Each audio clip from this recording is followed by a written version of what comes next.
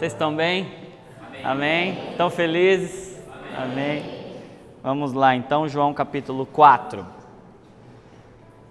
Nós vamos ler hoje, irmãos, do 1 até o 26. E semana que vem a gente vai continuar no capítulo 4. Então nós vamos fazer a primeira parte do encontro de Jesus com a mulher samaritana.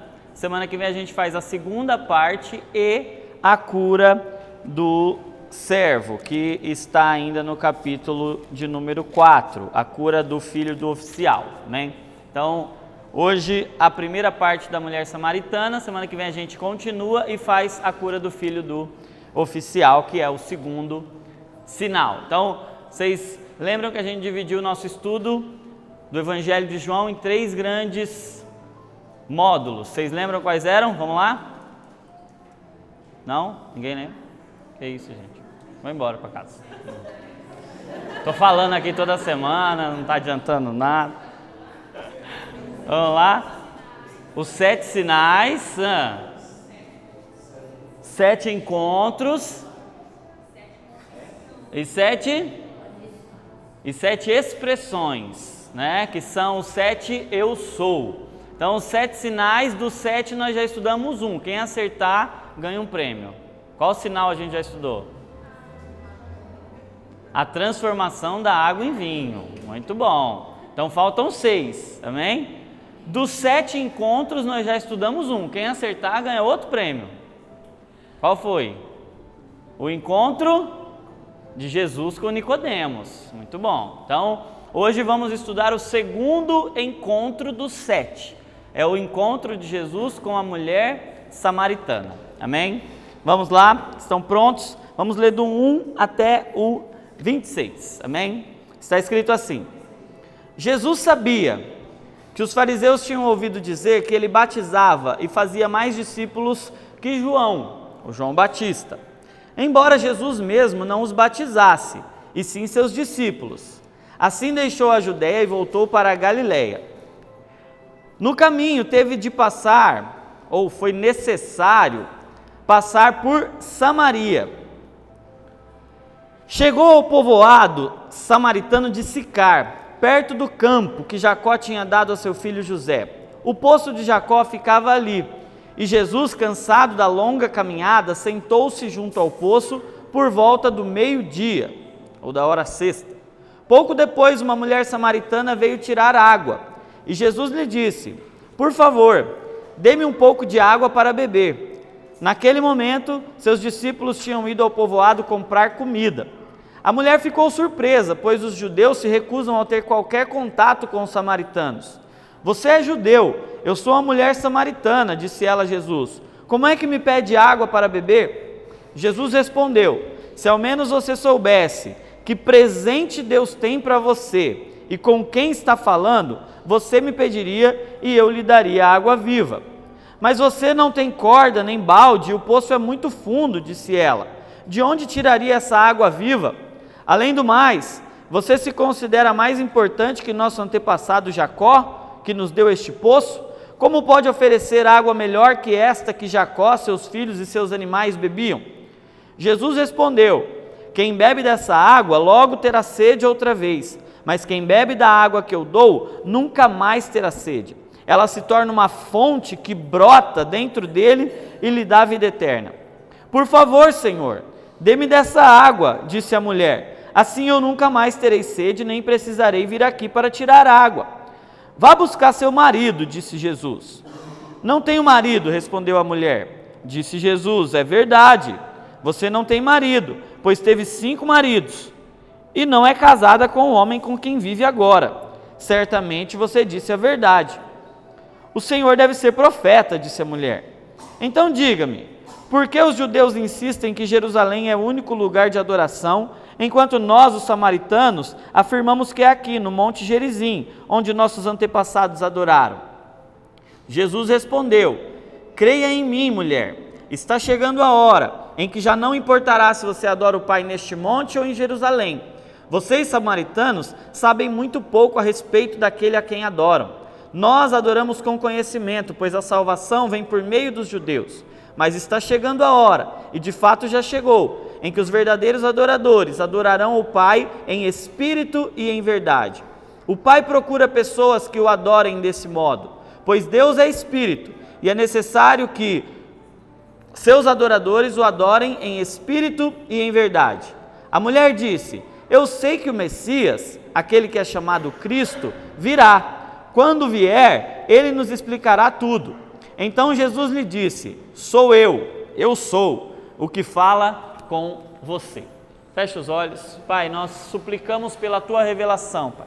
Não é pela nossa força, pelo nosso mérito, pela nossa bondade, muito pelo contrário, Pai. É pela nossa carência, pela nossa necessidade, é pela nossa fraqueza, é pela nossa sede, Pai. Revela-te a nós nessa noite, Pai. Que o teu Espírito Santo seja derramado sobre nós, dentro de nós, e flua dentro de nós como uma fonte que jorra para a vida eterna, Pai. Senhor, em nome de Jesus, nos conduz a Cristo. Abre os nossos olhos para enxergar, Pai. Que toda cegueira espiritual, Pai, que tudo aquilo que nos afasta de Ti, caia por terra agora, Pai. Que o nosso pensamento seja levado cativo ao Senhor, Pai. Que nós sejamos totalmente inundados pelo Teu rio, Pai. Que nós sejamos totalmente levados pelo Teu Espírito, Pai. Revela-nos Cristo Jesus nessa noite. Que sejamos curados, libertos, santificados pela Tua palavra, Pai. Ah, Senhor, nós suplicamos, dá-nos a Tua palavra, Pai. Isso é Tua obra, é Tua graça, é Tua bondade, Pai. Não é porque merecemos, é porque o Senhor é bom, Pai. Em nome de Jesus é o que nós te pedimos e agradecemos. Amém e amém. Graças a Deus. Irmãos, terminamos a semana passada falando do encontro de Jesus com Nicodemos. E após aquele encontro de Jesus com Nicodemos, nós vemos João Batista dando testemunho de Jesus, falando que Jesus é o noivo. João Batista é o amigo do noivo que se alegra ao ouvir a voz do noivo e que convém que ele, Jesus Cristo, cresça e que João Batista diminua. E isso estava acontecendo onde mesmo? Estava acontecendo a Páscoa. Qual era o lugar onde Jesus estava? Jerusalém. Jerusalém está localizada no sul de Israel. É como se fosse o Rio Grande do Sul de Israel. Jesus estava lá por ocasião da Páscoa. João Batista batizava no deserto da Judéia, mesma região sul. Então, Israel, temos aqui um professor de geografia bíblica que não me deixe falar besteira. Israel se divide em 3 regiões. Região sul, que é a Judéia. Região centro, que é Samaria. E região norte, que é a Galileia. Estou certo, professor? Sul, centro e o norte. A região sul é chamada de Judéia. A região norte é chamada de Galileia. E essa região do meio é a região de Samaria. Então, o que a gente vê? Jesus no sul, e lá os discípulos de Jesus estavam batizando junto com Jesus. É assim que começa o capítulo 4. Jesus não batizava, quem batizava eram seus discípulos. Mas começou a gerar uma certa confusão, porque começaram a falar para João Batista, ó, tem os discípulos lá de Jesus que também estão batizando. E aí, João Batista dá testemunho de Jesus, mas Jesus, entendendo que ia vir uma perseguição forte por parte dos judeus, ele sai do sul e fala: vamos embora daqui, vamos para o norte, vamos sair do Rio Grande do Sul e vamos embora para o Acre, mais ou menos isso, sabe? Vamos sair do Oiapoque e vamos para o Chuí, né? Essa viagem do sul, ou seja, da Judéia para a Galileia, é uma viagem que leva aí 180 quilômetros. Então é como ir como daqui no interior de São Paulo, sei lá, em Limeira. É uma viagem relativamente curta para nós, que fazemos isso de carro, né? Agora, eles faziam isso a pé, no máximo num jumento, num camelo, sei lá que tipo de animal que os levava. Mas na maioria das vezes eles faziam as viagens a pé. Jesus então vai fazer essa viagem de Jerusalém da Judéia para a Galileia. Galileia é onde ele ficou uma grande parte do seu ministério. Cafarnaum está lá na Galileia, a parte de cima, a parte norte. Tudo bem por aí, gente? Só que Jesus, quando sai para ir, para onde ele estava indo? Galileia, para o norte. Então tem o sul, o norte, só que ele diz que é necessário passar por Samaria. Nenhum judeu ia para o norte passando por Samaria. Por que eles não faziam isso? Porque Samaria era uma região rejeitada pelos judeus. Então, nenhum judeu que decidisse ir para o norte ia passando pelo centro, ele a rodeava. Ele fazia um caminho mais longo, mas não passava por Samaria. Primeiro porque era uma viagem, apesar de mais curta, muito mais desgastante, porque eles faziam a viagem beirando o Rio Jordão. Como que eles faziam? Eles preferiam fazer beirando o Rio Jordão, porque tem água abundantemente. Esse trajeto, que era o mais curto, haviam 3 rotas. Essa que ia beirando o Jordão, havia uma outra rota intermediária e essa que era mais curta, mas que era por dentro, é como se cortasse caminho. Era em torno de 70, 80 quilômetros de distância, aqui de Jerusalém para Samaria, o meio do caminho mais ou menos. Só que era uma estrada extremamente seca, era uma rota que não tinha água abundante, era uma rota mais desgastante, muita subida e descida. Então, apesar de ser um caminho mais curto, era um caminho extremamente desgastante, muito cansativo. E Jesus diz que era necessário. Por que era necessário? Aí pode surgir uma infinidade de hipóteses, porque não está escrito, né? Por que era necessário? Por que ele precisava passar em Samaria? Ele tinha que, beber água nesse poço? Ou era para fazer uma pausa, para depois ele ir para Galileia? A Bíblia não relata, a não ser que ele disse, é necessário passar em Samaria. Ou seja, eu tenho que passar em Samaria. Eu tenho um propósito de ir em Samaria. Então, o que significa isso? Que Samaria não estava na agenda de nenhum judeu ao ir para Galileia. Mas na agenda de Jesus, Samaria estava. E é mais ou menos assim. Nenhum de nós, se fosse fazer uma viagem, nenhum de nós, se fôssemos judeus, se fôssemos fazer uma viagem para Galileia, ia ter uma agenda de passar em Samaria. Mas isso estava na agenda de Deus. Então, era uma prioridade de Deus passar em Samaria. Era necessário. E aí eu entendi uma coisa. A primeira coisa que eu aprendi com isso é que a agenda de Deus tem prioridades diferentes da nossa. Deus tem prioridades diferentes das nossas. Deus tem intenções diferentes das nossas. Então, a gente vê que Jesus tinha o propósito, a intenção, a necessidade, e eu quero que vocês gravem essa palavra, necessidade, porque o diálogo todo vai girar em torno da necessidade. Jesus diz, olha, a minha necessidade para esse momento, a minha vontade, o meu propósito é ir em Samaria. Então, primeira coisa, Jesus precisava ir a Samaria, era intencional a sua viagem, era proposital, era necessário. E por quê? Porque Jesus escolhe quem a gente não escolhe e Jesus vai onde a gente não vai. Jesus gosta de ir onde a gente não tem coragem de ir. Jesus gosta de escolher quem a gente não gostaria de escolher. Eu me lembro do momento, do dia em que Jesus me escolheu. Dia 28 de julho de 2007. Olha, ninguém me escolheria naquele momento. Ninguém. Quem aqui me conhece daquela época, jamais me escolheria. Jamais alguém olharia para mim e falaria assim, eu quero esse aí para ser pastor da minha igreja. Jamais.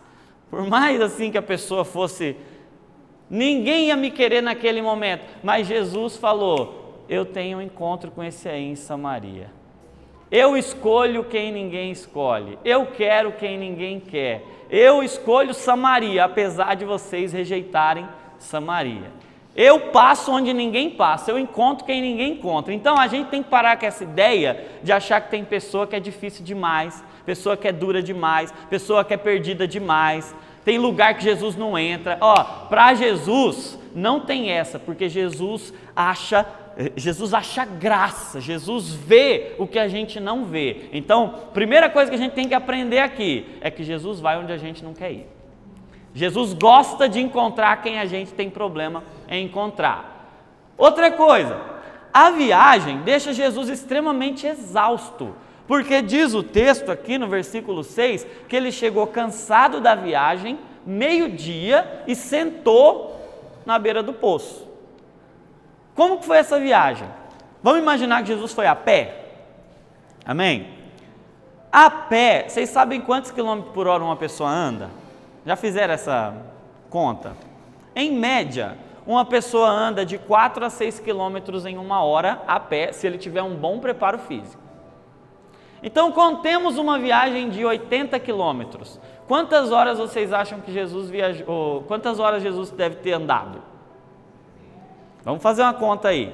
Se ele andou a 6 quilômetros por hora, ele andaria 60 quilômetros em 10 horas.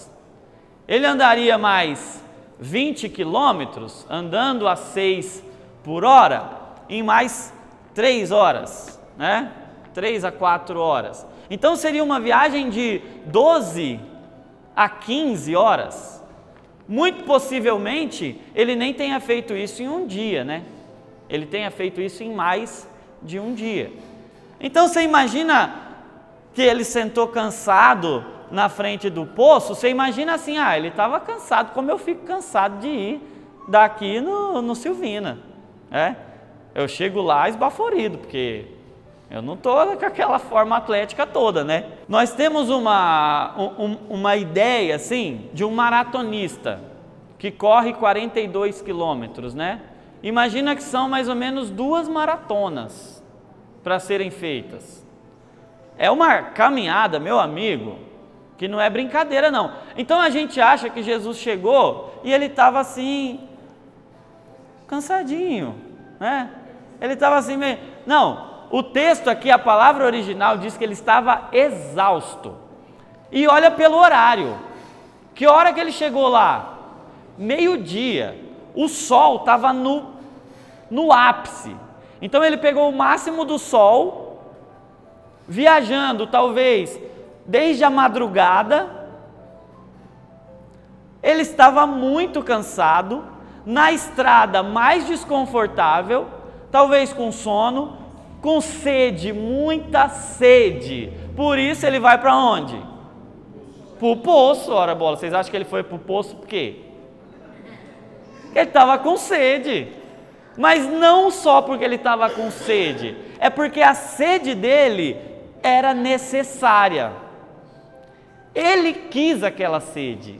Ele disse assim: eu quero, é necessário que eu tenha essa sede. Parecendo aquele momento lá no Evangelho de João também, quando ele diz, né? Tenho sede. Por que que ele quis essa sede?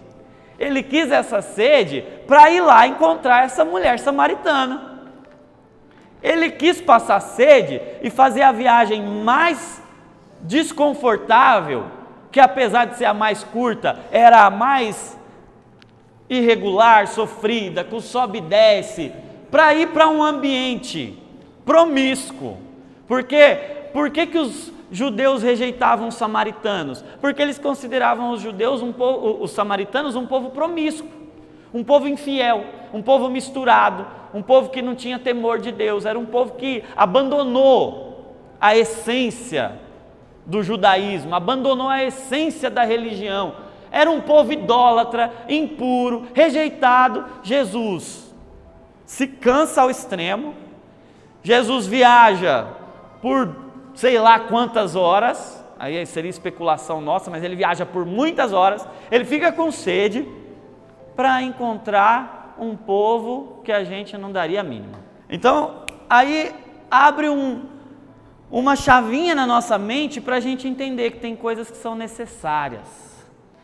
Existem sofrimentos que são necessários. Jesus enfrentou o sofrimento da viagem porque era necessário. Se Jesus precisava passar por sofrimentos necessários, quanto mais nós não precisaremos passar por sofrimentos necessários, por caminhadas de sede, caminhadas de fome, para encontrar pessoas que a gente acha que não vale a pena, para encontrar situações que a gente não vê valor, mas Jesus está dizendo, é necessário. Então, tem uma coisa que você pode sair daqui já abençoado hoje, amém? É se você entender que existem coisas que são necessárias apesar de serem desagradáveis. A agenda de Deus tem prioridades diferentes da nossa. Era necessário passar em Samaria, como é necessário para mim e para você enfrentarmos o que estamos enfrentando. É necessário passarmos por alguns vales, é necessário alguns altos e baixos, é necessário passar sede. Por quê? Porque tem um encontro com Jesus lá, amém? Porque temos um encontro nesse lugar, amém? Eu quero que você entenda que tudo que Deus está fazendo é para que você tenha um encontro com Ele, amém? É para que você conheça Ele de um jeito muito mais profundo. Então não reclame, não desanime, não pare no meio da caminhada, porque vai acontecer esse encontro, é necessário para que Ele seja revelado, amém? Pode passar o próximo, Deusinho, por favor? Agora vamos lá.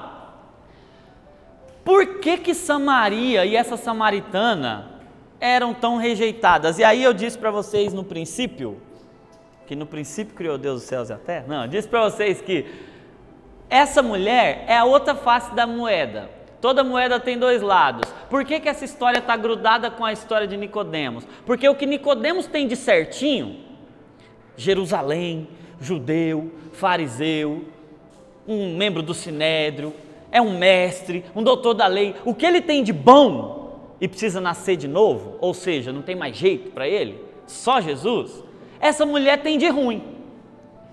Essa mulher está em Samaria, e Samaria, só para vocês entenderem um pouquinho da parada, como é que chegou nesse ponto. Os judeus, está escrito aqui, Evangelho de João, os judeus não se dão com os samaritanos. Para um judeu, o judeu não podia cumprimentar uma samaritana ou um samaritano. Cumprimentar, falar oi. Se ele bebesse no copo de um samaritano, ele era praticamente excomungado da fé judaica.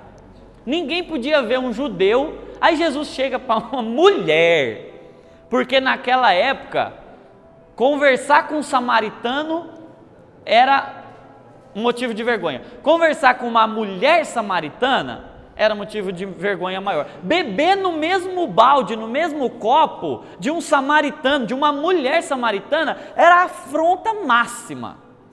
E de onde veio essa história toda? Por que veio tudo isso? Vocês vão lembrar que o reino de Israel era um reino único, um reino unido. Na época de Davi, antes de Saul, né? Saul, Davi e Salomão. Então o reino de Israel teve 3 reinados, 3 reis que reinaram durante o reino unido. Todo o reino de Israel.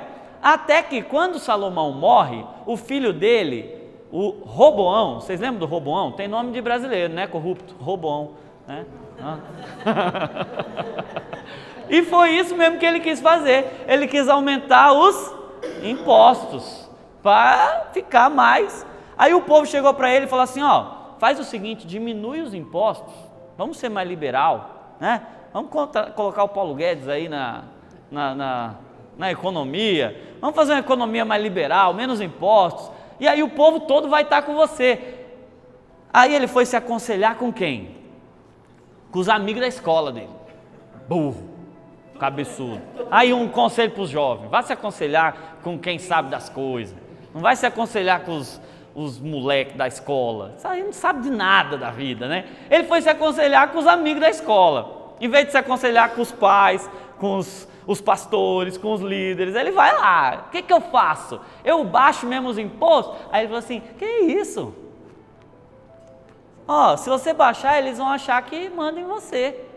Vai lá e aumenta, para você mostrar que o seu dedinho é mais pesado que a mão do seu pai. Aí ele chegou e falou assim, é isso aí mesmo que eu vou fazer. Foi lá e aumentou os impostos. Falou, não, baixar o quê? Agora vocês vão pagar mais para vocês aprenderem que é bom para tosse. Aí o que aconteceu? Deu origem a uma rebelião. E surge um líder chamado Jeroboão.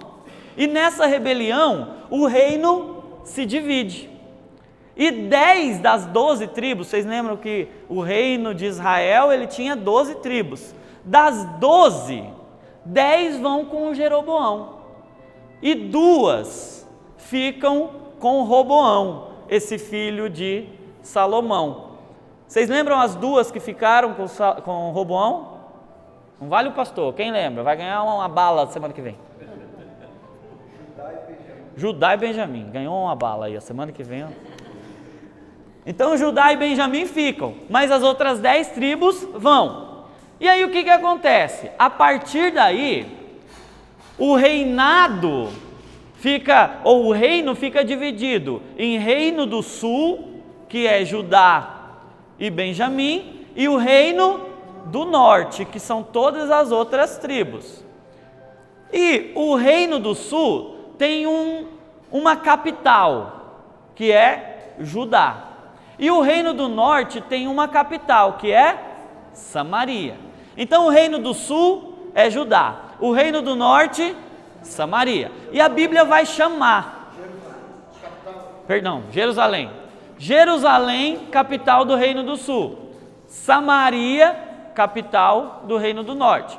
E a Bíblia vai se referir o reino do sul algumas vezes como Judá. Os profetas vão falar rei de Judá, Jerusalém, e algumas vezes vai se referir ao reino do norte como Samaria. Então, ou Efraim. Então, quem é Samaria? Samaria não é só uma cidade. Samaria é o símbolo de um reino que se dividiu, que se rebelou. E aí como que ficou? A partir daí, o reino do sul tinha seu rei, que era um descendente de Davi, da dinastia de Davi, Judá e Benjamim. E o reino do norte veio tendo uma série de dinastias de rei. O reino do sul de vez em quando tinha um rei bom, de vez em quando. O reino do norte teve 19 reis, nenhum bom. Nenhum, você lê lá Reis e Crônicas, todos os reis do norte falam assim, ou reis de Samaria, fala assim, e fez o que era mal aos olhos do Senhor. E fez o que era mal aos olhos do Senhor. Vou dar o exemplo de Acabe. Era um rei de Samaria. E eles fizeram tanta coisa ruim, tanto rei ruim, que Deus começou a dizer, se vocês não se arrependerem, eu vou tirar vocês daí. Eu vou expulsar vocês da terra. Até que, de fato, eles foram expulsos da terra. Então, em 931 a.C., eles passaram a ser o reino do norte. No ano 722, ou seja, 209 anos depois, eles foram levados cativos, escravizados para a Assíria. Então o reino do sul, 200 anos depois, ou seja, em 500 e pouco, também foi levado cativo, mas pela Babilônia. O reino do norte, Samaria, pela Assíria, no ano 722. E aí o que aconteceu? Ficou meio que vazio lá. Muitos judeus, que não eram judeus, muitos israelitas. E uma outra informação, né? A gente pode chamar o reino do norte de Samaria, Efraim ou Israel, em contraponto a Judá. Então Judá vai ser chamado de Judá, reino do sul, Jerusalém ou isso aí. O reino do norte vai ser chamado de Samaria, Efraim ou Israel. Então quando você for ler a Bíblia lá, Reis, Crônicas, você vai ver rei de Judá, rei de Israel, rei de Judá, rei de Israel, rei do norte, rei do sul, é disso que está falando, amém? Agora, o que aconteceu? 2 Reis 17, 24, vai dizer que o rei da Assíria fez um negócio interessante. Para não ficar o território vazio, ele mandou para lá 5 povos. Então, o que aconteceu? Solta aí, Giva, obrigado. O que aconteceu? O povo da Assíria, ou o povo de Samaria foi levado cativo, preso, escravizado para a Assíria. O que o rei da Assíria fez? Eu vou povoar esse lugar aí com uma galera. Mandou 5 povos. Babilônia, aí esses 5 que a Giva falou, daqui a pouco eu vou mostrar para vocês. 5 povos. E esse povo não adorava a Deus. E aquele lugar era um lugar de Deus. Então Deus, por zelo, mandou os bichos para comer, matou alguns deles, mas eles criaram as suas raízes ali naquele lugar. E começaram a se casar com os remanescentes. Teve que mandar chamar um sacerdote. Sim, teve que orar pelo povo para Deus, para dar uma cortada nos leões lá, para acabar com os leões. Só que eles não vieram e foram embora. Eles vieram, casaram, tiveram filhos, se misturaram com os que ficaram. E por que o judeu tinha tanta raiva do samaritano? Porque o samaritano não era um povo puro, não era o judeu sangue puro, o israelense sangue puro, era um israelense misturado com esse monte de povo idólatra. Então a cultura desse povo ficou muito misturada. Por isso um judeu olhava para um samaritano e falava: você não é puro não, rapaz, você é todo misturado, você tem sangue aí de tudo que é Babilônia, de tudo que é povo estranho, você é. Então, não vem falar de igual para igual com a gente, porque vocês não são povo de Deus, vocês são um povo misturado. Então, por isso que o encontro de Jesus com a samaritana é tão escandaloso. E por isso que a parábola do bom samaritano é tão escandalosa para o judeu. Porque o herói da história é um samaritano. Para um judeu ouvir falar que o herói da história é um samaritano, meu amigo, é a mesma coisa que você xingar ele de tudo que é nome. Eu sou pior que um samaritano? Ele vai pensar assim: você está me tirando? Está falando que um samaritano é melhor do que eu? Era assim que um judeu se via na história. Só que essa mulher não era só samaritana. Essa mulher era mulher, ela tinha 6 maridos, gente. 5 oficial e 1 extraoficial. 5 era de fato e o 6º não era marido de verdade. Para nós hoje isso já soa estranho. Uma mulher com 6 casamentos, gente, o que você pensa? Meu Deus do céu. Para nós já é motivo de discriminação. 2000 anos depois. Agora você imagina nessa época, uma mulher que tem 6 maridos, gente.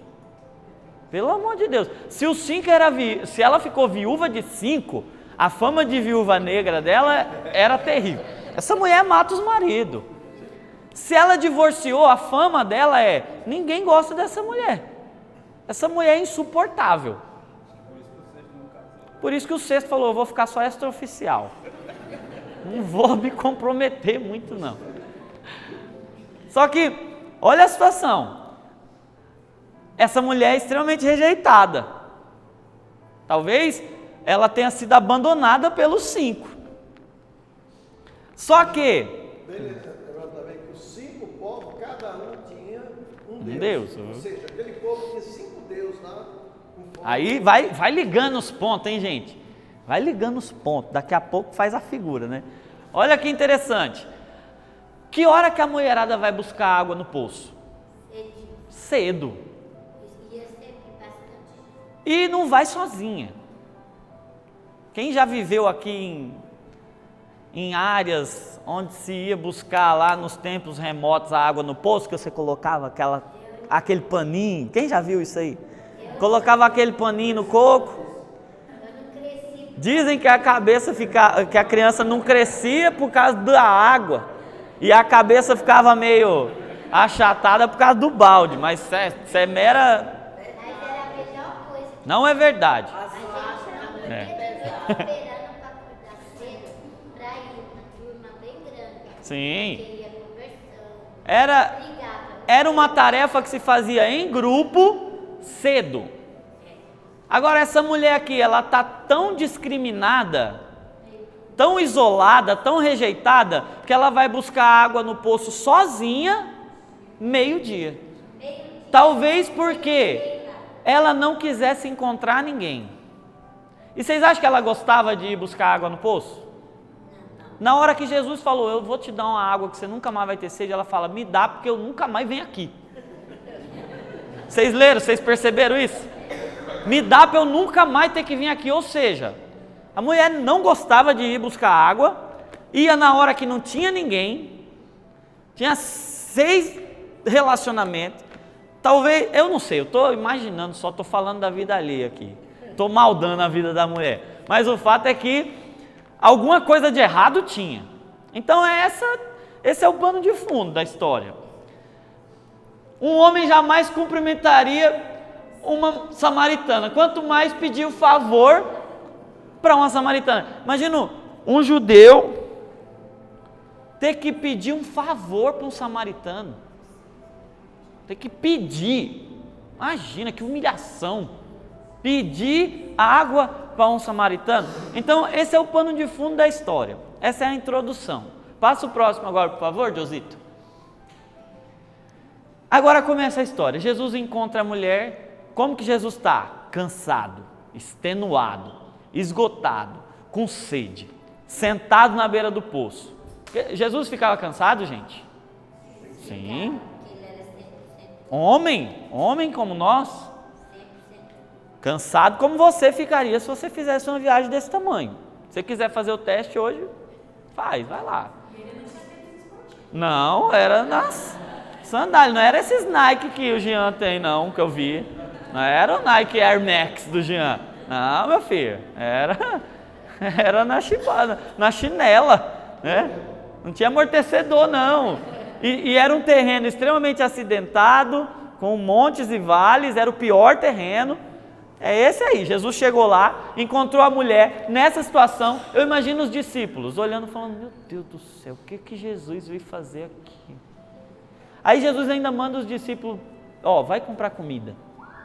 Os discípulos devem ter ficado falando assim, nós vamos comprar comida, você fica aí. Nós já andamos essa viagem toda, porque eles foram juntos. Nós já andamos essa viagem toda, bem que o Senhor que transformou água em vinho, podia transformar umas pedrinhas em pão. Ou podia fazer a gente ter uma vida um pouquinho mais confortável, ter teletransportado a gente de lá. Os discípulos não podiam ter pensado isso? Eu pensaria, né?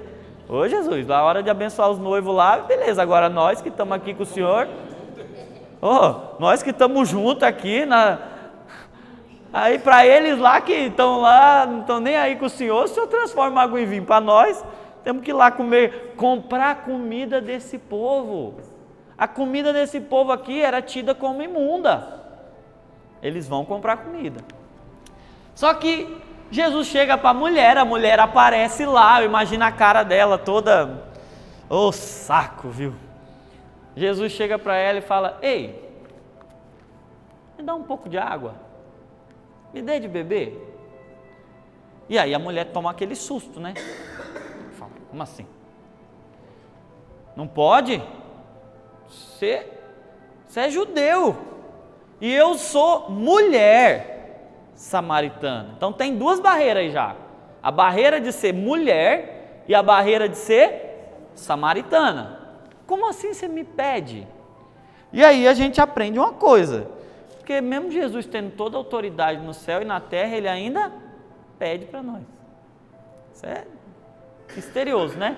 Por que Jesus pede? Por que Jesus não manda?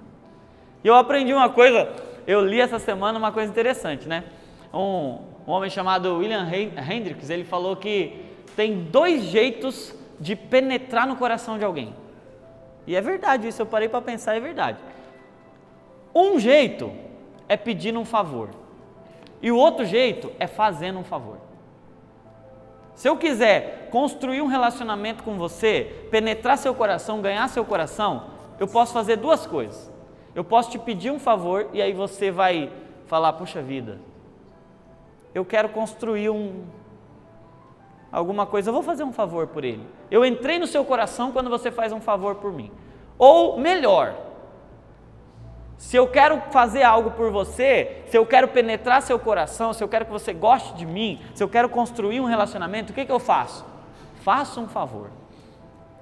Então, por exemplo, eu quero me aproximar de alguém, e essa é uma boa dica para você, viu, irmão? Você quer ganhar o coração de alguém? Chega para ele e fala assim, eu posso fazer alguma coisa por você? Você está precisando de alguma coisa? Posso te fazer um favor? Porque quando você faz um favor, você penetra no coração de alguém. Mas quando alguém faz um favor, quando você pede um favor, você também entra no coração de alguma forma. Porque isso gera sentimento. Jesus faz as duas coisas. Ele chega lá e pede um favor. E daqui a pouco o que ele faz? Oferece um favor. Jesus precisava pedir para ela? Não. Ele não podia ter feito a água subir? Ele não transformou a água em vinho? Ele não podia agora fazer a água... Podia fazer um chafariz? Transformar um poço num chafariz? Jesus podia. Transformar até em Gatorade ele podia. Transformar a água em Gatorade, já transformei em vinho, agora eu transformar em Gatorade. Vou beber Sussa. Sim, ele podia fazer o que ele quisesse, mas ele pediu. Por que ele pediu? Ele não pediu porque ele não podia. Ele pediu porque ele queria um relacionamento, e essa era uma forma de iniciar um relacionamento. E sabe por que às vezes Deus pede coisa para nós? Não é porque Ele precisa, é porque Ele quer começar um relacionamento, amém? A gente precisa mudar os nossos conceitos. Às vezes a gente acha que Deus está querendo tirar as coisas de nós. Poxa vida, eu já não gosto de pegar água, minha vida já é uma sofrência, eu já não aguento ter que pegar água para mim, ainda vem esse judeu e vem pedir mais água para mim. Se fosse nós já ia falar assim, eu não estou vindo nem pegar para mim, eu vou pegar para você, rapaz, eu nem te conheço. Vai procurar a sua turma, vai procurar as judias lá, eu quero saber de você. Se fosse um de nós, talvez falasse isso. Mas o que a mulher faz? Se vira, pegue você, arrume um balde. Mas o que acontece aqui? Ela entendeu. Ei, ninguém fala comigo, todo mundo me rejeita, esse homem veio me pedir alguma coisa. Mas espera aí, Jesus não queria tirar a água dela, Jesus queria dar a água dele para ela. E toda vez que Jesus nos pede alguma coisa, Ele não quer o que é nosso, Ele quer nos dar o que é dele, né? Jesus, quando pede o que é nosso, quer nos dar o que é dele. E isso aí está a explicação do que é misericórdia e graça. O que é misericórdia? É Jesus querer o que é nosso, o castigo que é nosso. Quando Jesus pega o que é nosso, ou seja, Ele fala, deixa eu beber da sua água, Ele está dizendo, eu quero participar do que você tem, eu quero o que você tem, eu quero sentar na mesa com você, eu quero que você experimente, ou eu quero experimentar o que você experimenta, eu quero a sua água. Mas quando a gente dá a nossa água para Ele, o que Ele realmente quer? Ele quer falar, se você soubesse o presente de Deus que eu tenho aqui, e quem sou eu, você me pediria, e eu te daria uma água muito melhor, uma água viva, amém? Então, primeira coisa que tem que sair daqui forte na nossa mente, primeira não, porque eu já falei outras primeiras, essa aqui tem que sair forte no nosso coração. Se Deus está te pedindo algo, Ele não quer tirar algo de você, Ele quer te dar algo que é dele, amém? Deus está querendo nos dar, Deus está querendo nos abençoar. Quando nos pede, o que Ele quer não é o que a gente tem, Ele quer a gente para dar o que Ele tem.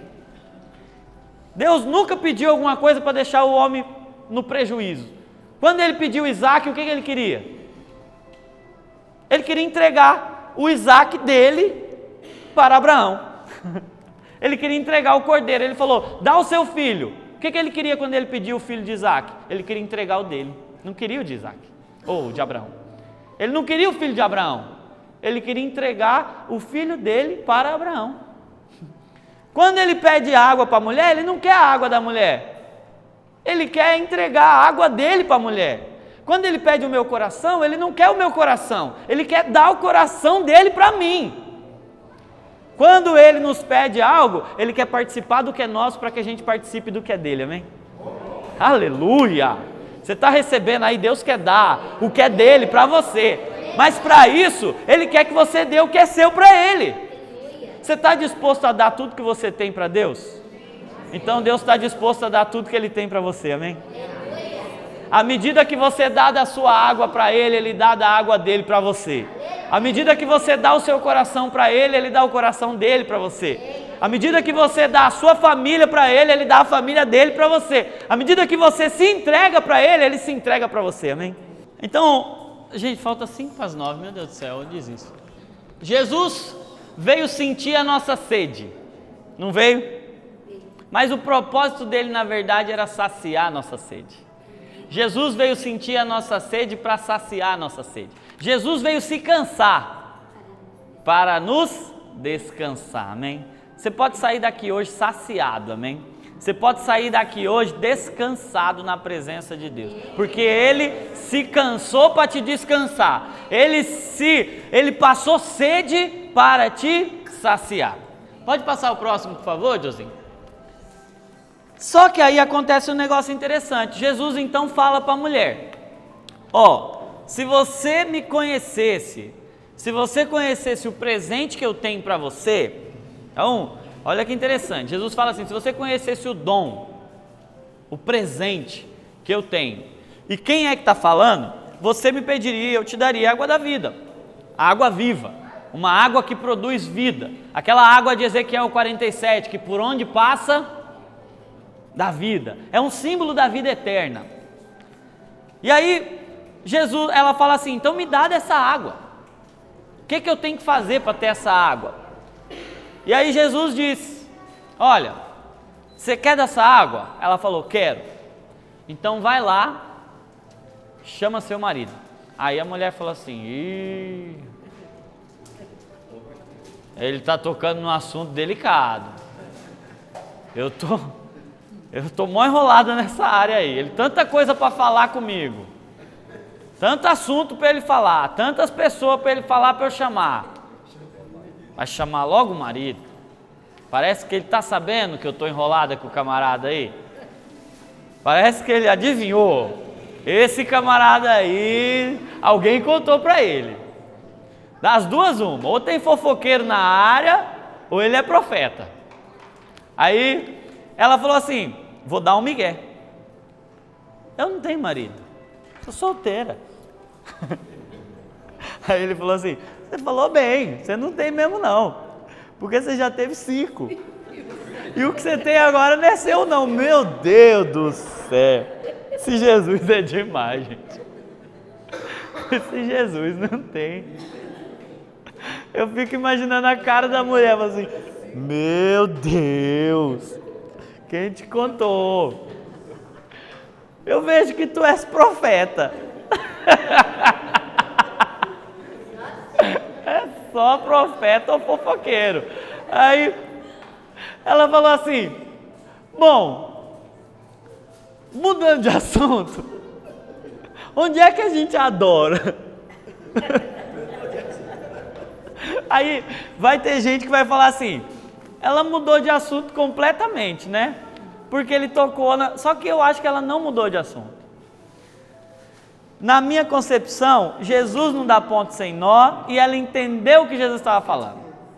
É que a gente tem dificuldade de entender, assim como a gente tem dificuldade de entender o diálogo de Jesus com Nicodemos, quando Jesus fala aquilo que a gente deveria ter perguntado, mas não perguntou, Jesus responde aquilo que a gente não perguntou, mas deveria ter perguntado, aí ela falou assim, onde é que a gente deve adorar? Mas eu queria encerrar, porque não vai dar tempo da gente terminar mesmo hoje, mas não vai dar tempo nem da gente terminar o que eu achei que a gente ia terminar. Mas, amém. Eu estou pedindo a Deus para fazer a hora da terça-feira multiplicar por 2, para 1 hora de terça-feira ser 2 dos outros dias, mas não tem jeito, né? Agora, o que Jesus estava falando quando ele tocou no assunto dos 5 maridos da mulher? E aí eu entendi uma coisa, Jesus não começa de onde a gente devia estar, Jesus começa de onde a gente está. Jesus não vai começar um diálogo com você a partir de onde Ele quer que você chegue, mas a partir de onde você está. E aí Ele diz, olha, eu tenho a água da vida para você, mas primeiro você precisa consertar o seu balde. Não adianta nada eu dar água com o seu balde todo furado. E era exatamente isso que estava acontecendo. O balde da mulher estava furado e a água que ela estava bebendo não era água, era pinga. Por quê? Sabe o que significa sicar? Bêbado. Então isso tudo é meio profético. Essa mulher não estava saciada, ela estava embriagada. Porque é uma das características da embriaguez. Esse não tem dono, sabe? Está com um, daqui a pouco está com o outro, daqui a pouco está com o outro. Essa mulher estava perdida emocionalmente. Então, primeiro, ela está querendo cura, ela está querendo uma água viva, ela está querendo vida. Aí Jesus fala assim, primeiro, assim como eu fiz com Nicodemos, por isso que são os dois lados da mesma moeda. Nicodemos precisava entender, eu sou pecador e careço da graça de Deus. O que essa mulher precisa reconhecer? Eu sou pecadora e careço da graça de Deus. Jesus começa revelando, eu sei seu pecado, mas mesmo assim eu estou aqui para te curar, amém? E Ele está dizendo isso para nós aqui hoje, amém? Eu conheço você, eu sei daquelas paradinhas lá, não com essas palavras, né? Jesus usa uma linguagem muito mais... Eu sei daquilo lá, irmão, eu sei que você fez, eu sei que você olhou, eu sei que você falou, eu sei que você pensou, eu sei, eu conheço você, mas mesmo assim eu quero te curar, eu estou aqui, eu te amo, eu vim de lá até aqui, Samaria, para te dizer, eu te amo, estou aqui, quero te dar água, quero te dar cura, quero te dar a vida, quero te dar a água da vida, amém? Aí, esse é o primeiro motivo que eu entendo que Jesus tocou nesse assunto do marido. Segundo, por que eu acho que Jesus tocou nesse assunto do marido? Porque tem uma coisa que está clara aqui, e eu falei para vocês focarem nessa questão da necessidade. Mas já vamos encerrar já, gente, eu peço mais 3 minutos para vocês. Ele diz para essa mulher o seguinte, olha, se você beber da água que eu te der, você não vai mais ter sede.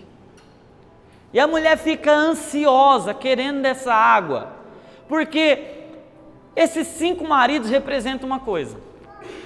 Essa mulher está desesperada em busca de algo que a faça feliz, em busca de algo que a satisfaça. E onde ela achou que ia encontrar satisfação? Casamento. Saber, a vida não está legal. Tem um vazio dentro de mim, tem uma necessidade dentro de mim. O que eu preciso? Casar. Tem gente assim ou não tem? Tem. Mas tem gente que fala assim, não, casar, não, imagina. O que vai me fazer feliz, o que vai me trazer felicidade, satisfação, o que vai matar minha sede, é dinheiro. Se eu tivesse mais dinheiro. Tem gente que fala assim, não, se eu tivesse mais saúde. Se eu tivesse mais saúde, aí sim. Se eu tivesse um corpo mais bonito, aí sim eu seria feliz. Se eu tivesse mais reconhecimento, aí sim eu seria feliz. Aí sim a minha sede seria saciada. Aí sim eu estaria bem. Só que o que essa mulher vai percebendo? Ela teve matou a sede dela? Não. Aí o que ela foi? Mais matou a sede dela? Não. Aí o que ela teve? mais outro, matou a sede. Talvez ela pensou assim, eu acho que o problema era o primeiro. Vou tentar o segundo. Não, o segundo também não é legal não. Vou tentar o terceiro. É igual a camarada aqui, tá... Isso, gente, isso é marca da humanidade. Tem um, não, eu acho que eu preciso de 2. Ganha 1.000, não, se eu ganhasse 2.000, aí eu ia ser feliz. Aí ganha 2.000, aí o que fala? Se eu ganhasse 3.000, aí ganha 4, aí fala, mas se eu ganhasse 5, aí sim eu seria feliz. Não, casei, mas era muito nova, era muito novo. Se eu tivesse uma outra chance de escolher de novo, aí eu ia escolher bem. Se eu tivesse um outro emprego, aí eu seria feliz. Aí eu me saciaria. Se eu tivesse... E aí nessa vai 1, vai 2, vai 3, vai 4, vai 5, está no 6º. E qual que é a realidade do coração dessa mulher? Sede, vazio, necessidade. O que Jesus está revelando para ela? Não adianta ter 1, 2, 3, 1.000, 2.000, que nada que venha de fora vai te preencher. Só a fonte que jorra de dentro, que é a água da vida. E aqui tem a mensagem para o nosso coração. Não adianta procurar fora, com dinheiro, com relacionamento, com reconhecimento, com poder, com fama, com status. Não adianta, que nada que venha de fora vai te preencher. Só a fonte que jorra de dentro de você, que é a água da vida que Jesus dá. Não tem nada que você esteja buscando, isso que o diabo fica tentando colocar na nossa mente. Quando você tiver, se você tivesse mais uma chance, se você tivesse mais um, se você tivesse mais, se você tivesse mais uma vez, se você conseguisse um pouquinho mais, aí você ia ser feliz. Mentira! A única fonte que sacia de dentro para fora é a água da vida que está em Jesus Cristo de Nazaré. Pode ter 1, 2, 3, 4, 5, 6, 10 mil, 1 milhão. Só o que tem aí é gente rica, milionária, podre de rico, tomando antidepressivo, morrendo, se matando. Por quê? Porque não é nada que vem de fora que preenche. O que preenche é a fonte que jorra dentro de nós, é a água que Jesus dá. E aí talvez alguns de nós estamos aqui falando assim, Senhor, se eu tivesse mais um, mais uma, mais alguma chance, mais alguma coisa, se eu tivesse mais isso, mais aquilo, Jesus está falando assim, ei, a sede não é de fora que se mata, é da fonte que jorra de dentro. Então pare de buscar fora o que você só pode encontrar dentro, amém? Aleluia. E uma terceira realidade que tem aqui, é aquilo que o meu pai estava dizendo. Por que ela já falou assim? Então, onde eu adoro? Porque Jesus tem uma capacidade imensa de falar várias coisas com uma frase só. Jesus, com uma frase só, ele fala tudo. Uma frase. Ele falou, você tem 5 maridos, e o que você tem agora não é seu. Mas ele estava mostrando muito mais do que a vida íntima da mulher, ele estava mostrando a realidade espiritual do povo. Porque quantos povos foram levados para a Síria? Ou pela Assíria para Samaria? 5. Pode passar o próximo, José? Ali, tá aí mesmo. É aquele lá. Aqui está bem pequenininho. Jesus revela o estado espiritual de Samaria. Samaria tinha uma mistura de 5 povos. E quando aqueles 5 povos foram levados, eles levaram consigo 5 deuses, 5 senhores, que era a mesma palavra que se usava para marido. Então, quando Jesus disse, você teve 5 maridos, ele estava dizendo, vocês tiveram 5 senhores. E o que você está dizendo que tem agora, não é seu. Ou seja, o Deus de Jacó, que você está dizendo que é o seu, não é. Então, você já teve os 5. Aí eu coloquei ali os deuses. O Deus da Babilônia, Sacote, o Deus de Cuta, Nergal, o Deus de Ava, Nibás, o Deus de Amate, Azima, o Deus de Sefarvaim, Adrameleque. Vocês já tiveram 5. O que você tem agora, de Jacó, não é seu. O que ele estava dizendo para a mulher? Ei, vocês estão perdidos. Por isso que ela entende e fala assim, então, como é que eu adoro o Deus de Jacó? Onde é que eu adoro? Por isso que o assunto sai da vida íntima da mulher e vai para a adoração. porque Jesus falou uma palavra que fez ela entender: nós estamos como eu estou.